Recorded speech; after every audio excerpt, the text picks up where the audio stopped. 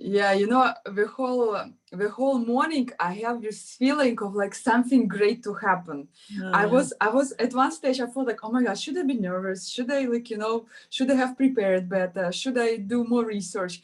And after I thought like, I can give it like negative judgment as fear, but after I thought like, I can just feel excited like about something great to happen. So Katie, thank you so much for agreeing, doing this interview with me. I feel so blessed and so grateful that you just come here to share your wisdom with Russian speaking audience. Well, it's a beautiful thing to support you and the way you support the work and Olga's beautiful translations. And it's, yeah, we do what we know to do here once we understand who and what we are and our nature.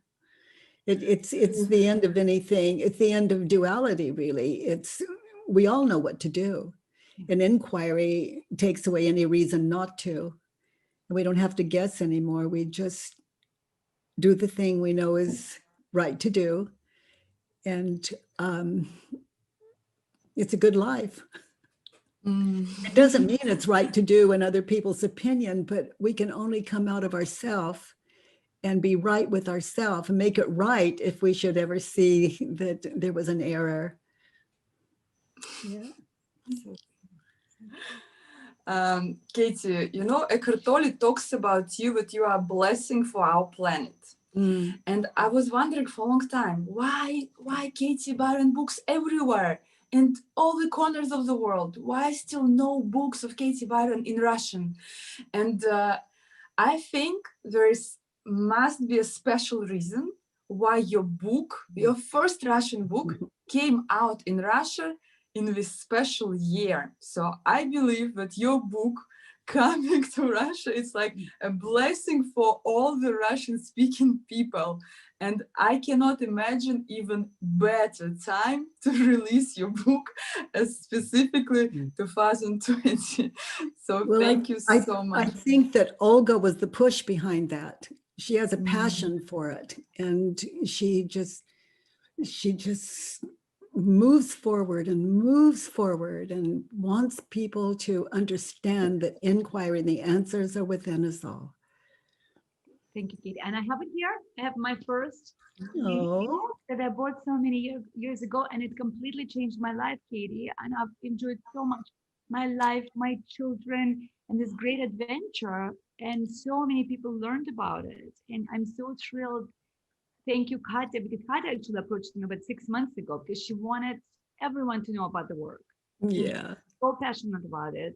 And we introduced it to so many thousands of people. And I'm so grateful that you came to share this with us now and tell one more time why this is the ultimate truth. This really is the ultimate way to yourself and to beautiful, amazing reality of our life.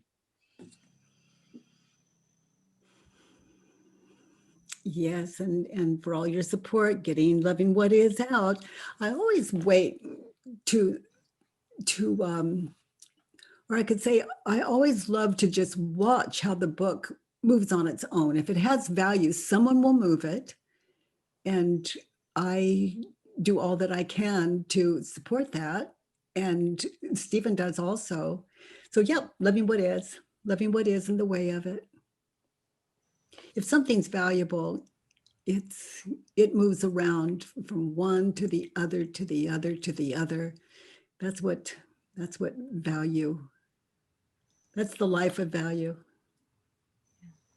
And Katie, for the new readers, I just got an email from somebody who just bought the book and never heard about the work before.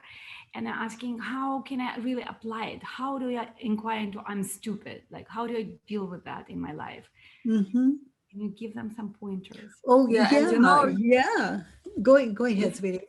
Yeah, if I just can add, because, before our meeting, I done some research on my Instagram account. I asked people about, I work mostly with women, and asked them what was like the greatest fear and suffering what you felt during this year, because we're kind of now in the end of it. And it was almost, one after one, that everybody was writing things connected to fear of getting sick, or of getting your mom sick, or your loved ones, to lose maybe people in your life, because I think like this year always was driven by fear. And I want as many Russian people as possible to buy your book and to let go of all this suffering.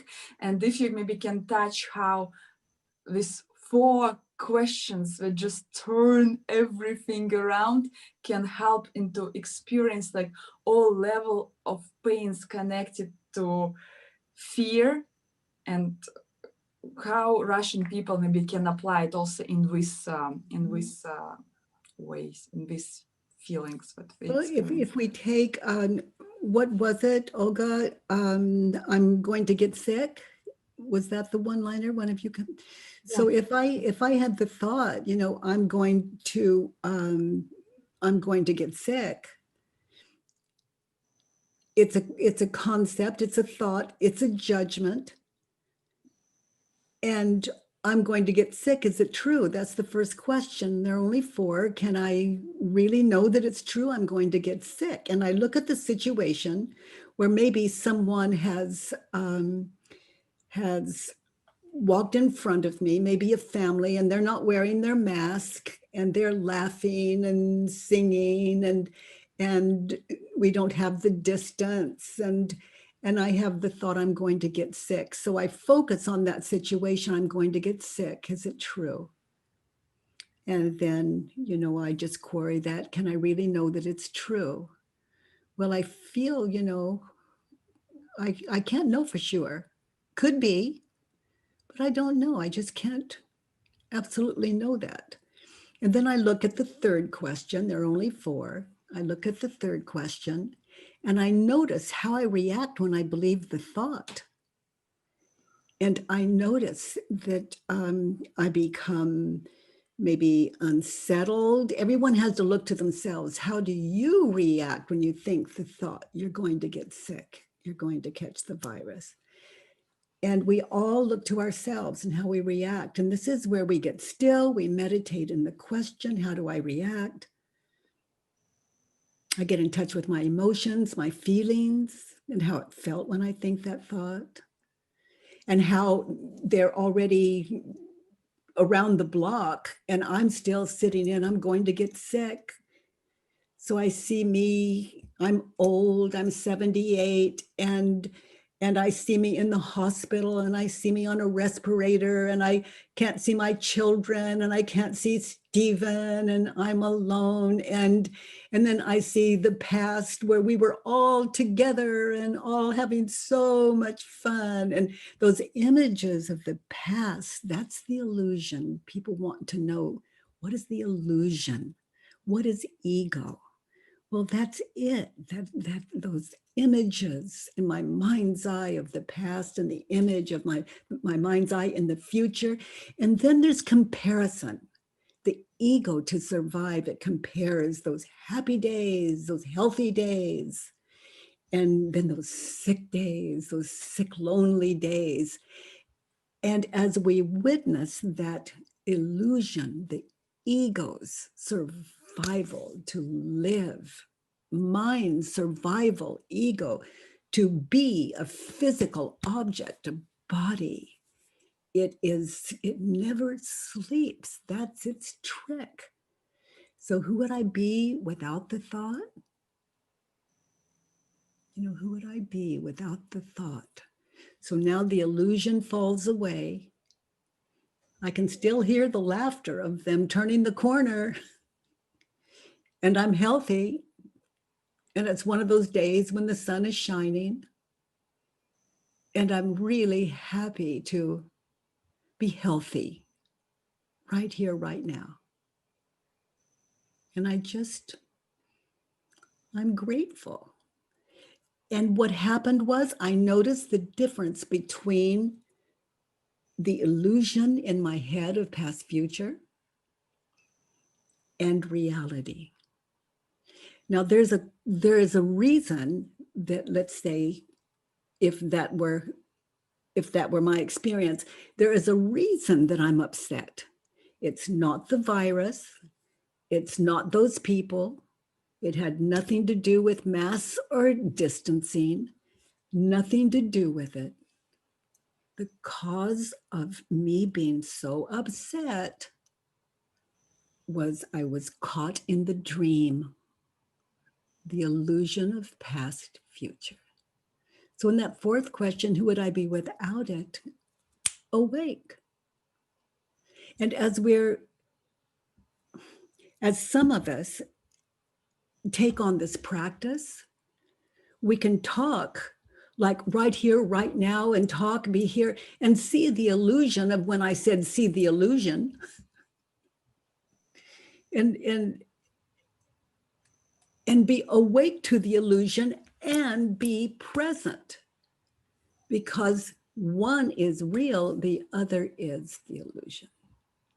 So no longer caught in the dream, but back in the real world where we can take care of our children, we can smile, our health is better, our physical health. The energy that worry takes. And I described a worrisome experience for a lot of people. And what was it wasn't the virus that caused my suffering. It was the dream that I was believing. Life has never been as unkind. Even sick in the hospital with the virus, the worst that can happen I've just described. Remembering when my children, and even on a respirator,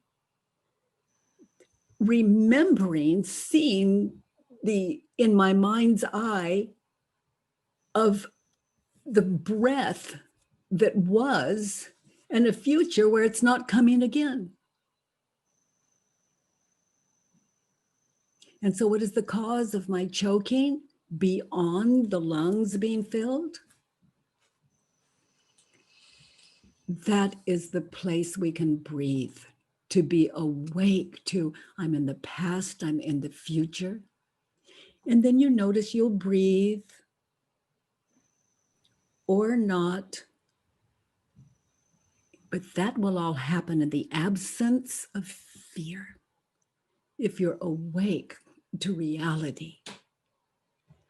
I drank some water one day. Olga may remember me sharing this, but I drank some water one day and it went down. It started to go down my throat when I swallowed, but it didn't go down where it was supposed to. It went through my, like down through it. It felt my lungs. I'm not a doctor, so I do, but it went down. Some would say the wrong pipe. But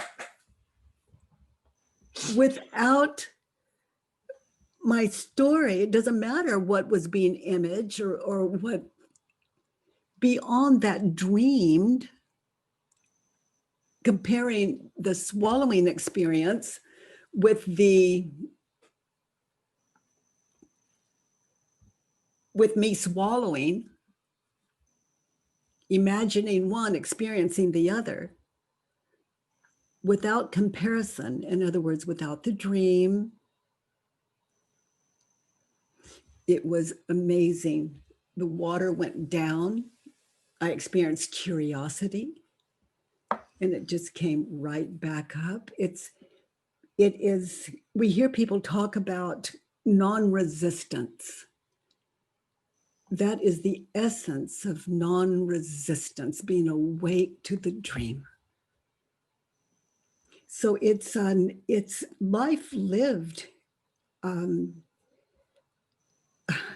It's life lived out of a fearless state of mind, understanding the cause of all suffering, and noticing when we're fearful again, and being very curious about the cause of that suffering, to identify it, it's right there, And to write it down on a judge your neighbor worksheet or on a one belief at a time worksheet. And to do that work, it's simply unfinished business, and this is Earth School. So all fears, imagining the future, all guilt, shame in the past. And there's a remedy for that. And the answers are inside of all of us. No one holds more wisdom than another. It's equal. And these questions give us opportunity to tap into that wisdom. And with all four questions, if we get still and we're open to the answer, then wisdom will meet the questions. As we wake up to the dream we call life, with no enemy, no. We just left with gratitude and how can I help?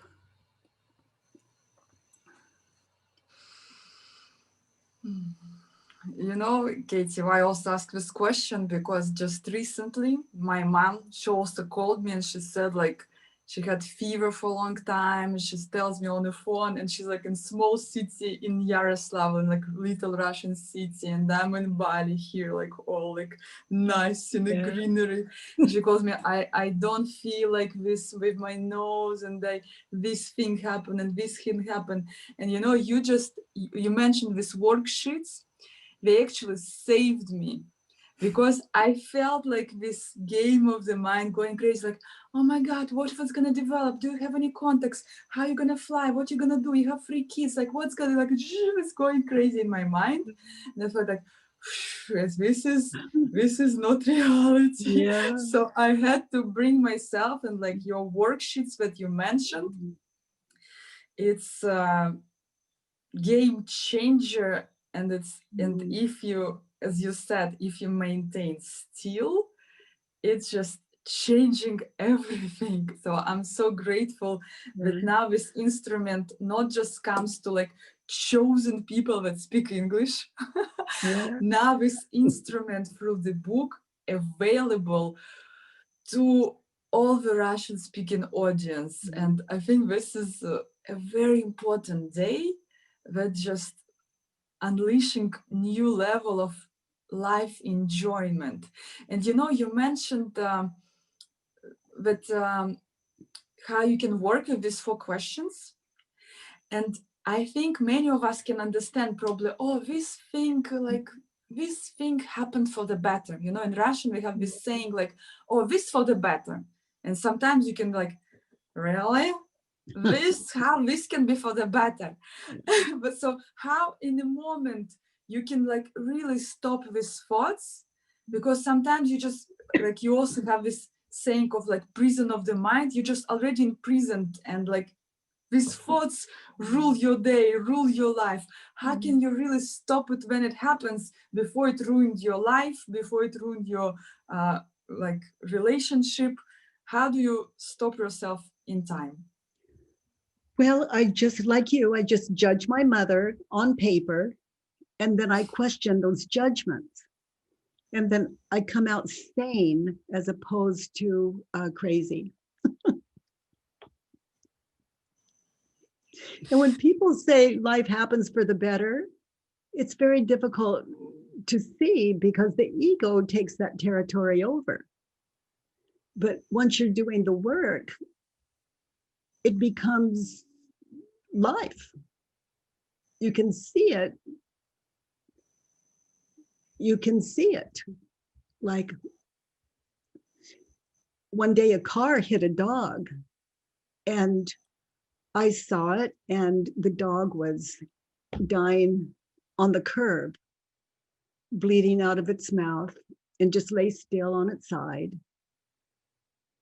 And people started coming in the neighborhood. They started coming and they were touching the dog, and the poor dog, and the dog needs water, and let's move him here and move him there. And I didn't say a word. I just like, no. It's okay.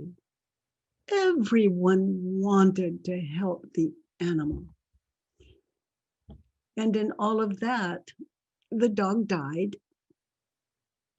And it was so obvious that the dog was dying. It was, anyone could see it, but we can't see beyond the images in our head. We can't see beyond, oh, the dog is dying. You know, they lost, that's not a great example, but it's a way of life with our mothers, with our husbands, our wives, our children. It works with everything.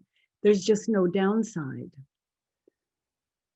Like if my mother died, she lives in me. What is meant by that? I see her in the past, and then I see me in the future without her. Then I see her in the past, but I'm seeing her now. So can my mother ever die? If she's in another city, for all I know, she's, oh, this may be a bit much, but everyone in our life literally is a state of mind. And when they're with us, why is it so beautiful to be kind and understanding and connected? Because this is our life, and this is where we are at our best. This is where we're living the dream beyond the dream. Connected. Death can't part us.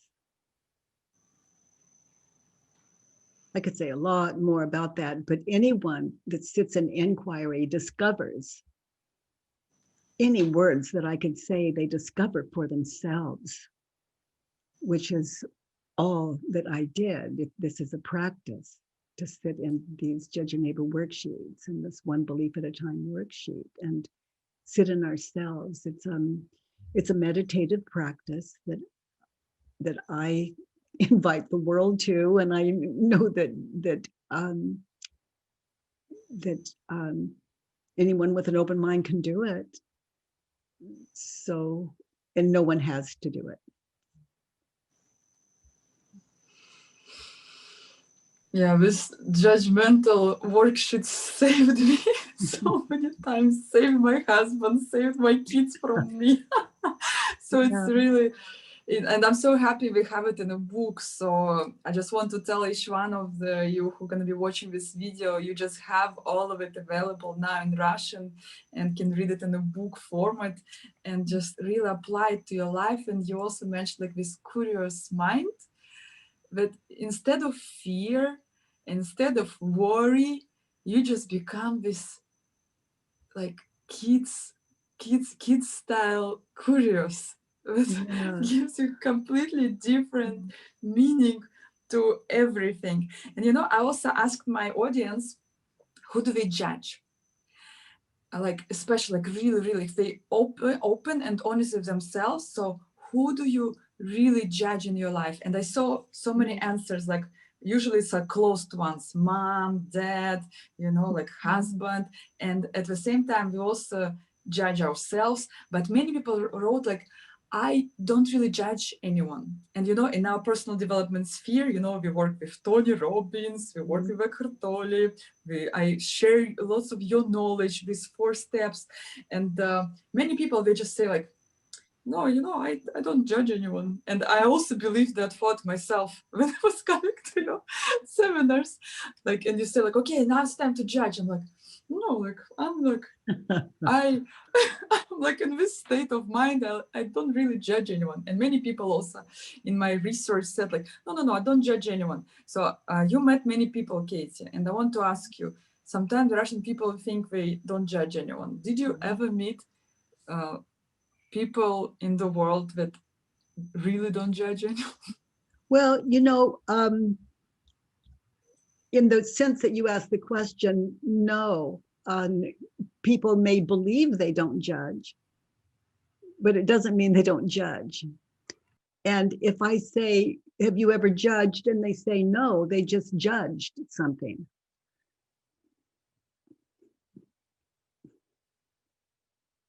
It was a judgment. And, also I want to ask you, this explains everything. And, I also wanted to ask you, I know the importance of mentors in our life, teachers.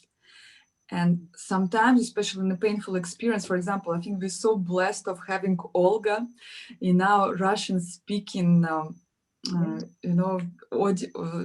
Russian-speaking field world, yes, yeah. Because she's just going so deep, and she works with so many people, and she just unleashing all these layers of pain, one after one after one, with all these questions. And what do you think about this role of like mentors and teachers? Because I want that after this first book came out, many people don't just read this book and like, it was a nice book, Katie is a wise woman. I want them to really apply this into their life, to really like this like kind of notebook, like where you see these questions with the book. And it's not like you just read the book and like, that's it. Your whole life changed, because on a book it's written like, read this book, it will change your life. But that you understand that every time something happens to you, you just open your notebook and you start working, because it's called the work. So how do you think we can all really, really apply it in our life, and not just read this book as like, I done it, like before the end of the year. There's a phrase I use, it's living the turnarounds.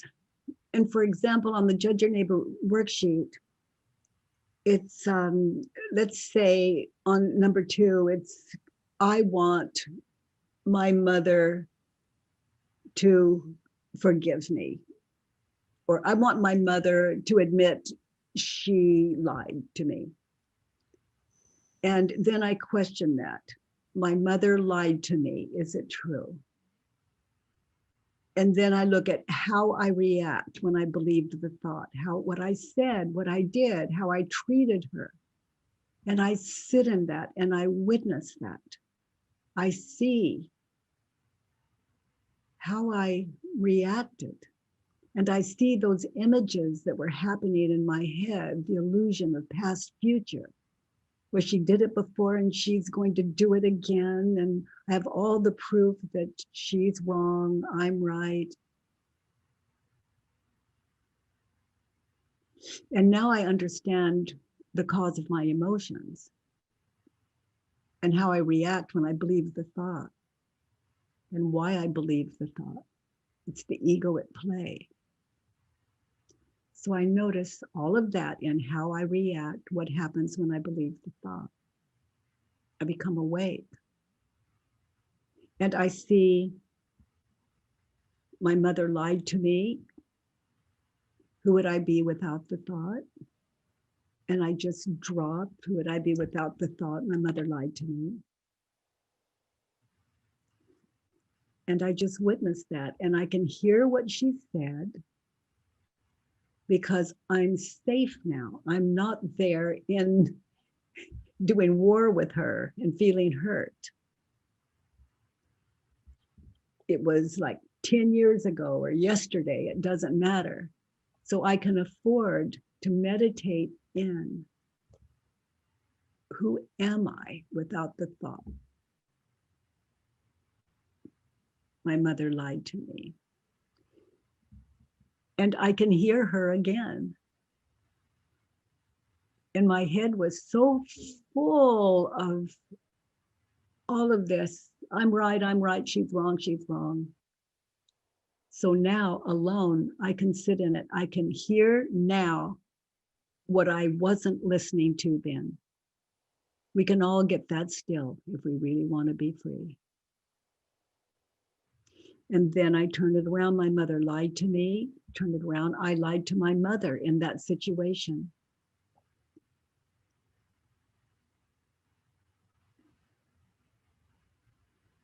And then I look at that in that situation. Did I exaggerate? Did I lie? Where do I So back to living turnarounds. My mother lied to me. I want her to apologize to me. Turn around, I want me to apologize to my mother. Now, I'm not going to wait to go apologize to my mother tomorrow or later or put it off. I'm going to live that turnaround as I sit alone, meditating in, I want my mother to apologize to me. I want me to apologize to my mother. So of the two, where is the value? She may never apologize to me, but I can see where I need to apologize to her. And so I do it as I sit in the situation alone, meditating in. I want me to apologize to her for lying to her. And so I do it in real time. And I take it in. I'm literally doing it as though she were there. I'm that close to it. And it's a safe place. So then I might call my mother, and I understand how to do it. If I've completed the worksheet, I have all the turnarounds. I know my part. I can admit my wrongs. I can apologize. I can make it right where I'm able to, and feel right in myself. This work, I often call it checkmate. If a person wants to be free, and they're open to inquiry, then that's a state of grace, just being open to inquiry. That's to be curious about the wisdom that will meet these questions. It's a very exciting trip we invite people to, and I love that Loving What Is now out in Russia, and you two moving it in the world, in the Russian world and beyond. Just wanted to thank again the Bambora publisher, because, and hopefully we'll have other books too. This is just the beginning of the journey. The Loving What Is a book that contains all the essentials of the work, like everything you need is in this book. And if you really want to, you can clean up your whole life with this book. And there are other books that take you deeper on a different journey. So hopefully, within a couple of years, we'll have much more for Russian speakers to enjoy and to use. Yeah. There's a lot of support. There's an online community. There's more and more people doing the work, finding the truth, going through all things, seemingly traumatic things with love and presence.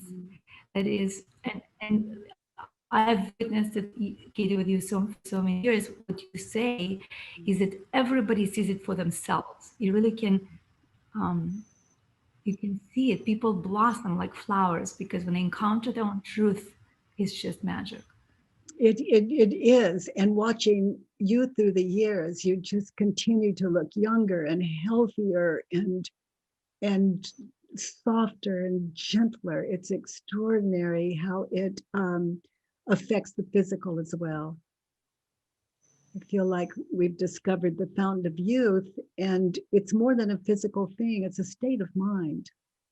It's to live like out of the inquiring mind, like a child at any age. It really is to be ageless. We're so blessed. Yeah. Thank you so much, Katie. I just also feeling so blessed to both of you, because Olga, she just doing so much work, and we actually came up, I think, with a genius idea that for everybody who buying this book, Olga developed a special support program that really helps you integrate into your life for 3 weeks. Because I thought that when we read the book, it's quite a lonely experience, and you also need to not just to learn, but also to apply to your life. But when you have with somebody, like you have with some accredited facilitators of the work, and I felt like, oh my God, this is so amazing that we have Olga who can just really guide everybody through this process, because sometimes you just live like 30, 40, 50 years of your life into like this other reality within your head, that you cannot even understand what can be the other reality be. So I'm so happy to Olga that just made this Christmas present for everybody who wants to like really integrate it into their life. And when I heard that this book is coming, and this is what I want to encourage each one of you who's going to be watching this, when I thought like, oh my God, I know what I'm going to give everybody for Christmas and for like other celebrations, because in Russia we say that book is the best present. Yeah, it's like giving the gift of life, like a whole new life. Yeah, it's so beautiful. So beautiful. And thank you for giving this gift to us. It's, oh, well, thank you for receiving it. That's a partnership. A gift isn't a gift until it's received. So we're all partners in that. You know, there is, with Loving What Is, after all these years, there are book clubs running like there's one company that's doing their second round of Loving What Is, and it's this Loving What Is, it's it's a beautiful gift, and thank you for passing it on, and thank the publisher and everyone that made it possible. And thank you, Katya, for her amazing passion, you know, like really, really bringing light to so many people and ability to communicate that in really searching out, Katie. I'm so grateful that somebody comes along like that, right? Like you said, it has its own life, right? And somebody brilliant and beautiful like that comes along and says, wow, this is fantastic, and I want to share this with people. Yeah. And thank you for sharing your beauty and a beautiful life. And Katie, thank you so much for finding the time and sharing your love endlessly and patiently. And I know you don't use any patience. I know that, just a natural thing. But it's just but you know, I love it because it tells me about you, Olga. It's like gratitude is it's like my favorite experience. So when someone says I'm grateful, it's like we have that experience in common, and it tells me about you, and that's precious. And thank you, you two precious receivers and givers. Thank you for happy holidays, Katie. Oh, thank you, and you and your children and family, and oh my goodness, sweetheart, your family. Are you going to have more children? Well, you know how many kids wants my husband? He wants this and this. He says, I want to have 10 kids. I'm like, okay, we have 3. Give me a little break. Yeah, give me a little break here. Okay. Yeah. Okay. But I don't think like each kid will come out of me. I think some kids probably we're just gonna attract into our life. Oh, but that's beautiful. I see this vision. Oh, that's beautiful, Katya. Well, you certainly have all the love in your heart to hold a whole band of a whole team of children. Bye-bye. Yeah, big plan. Thank you so much, Katie. Thank you. Oh, have an amazing holidays. Feels silly telling you two that. Have an amazing life just now.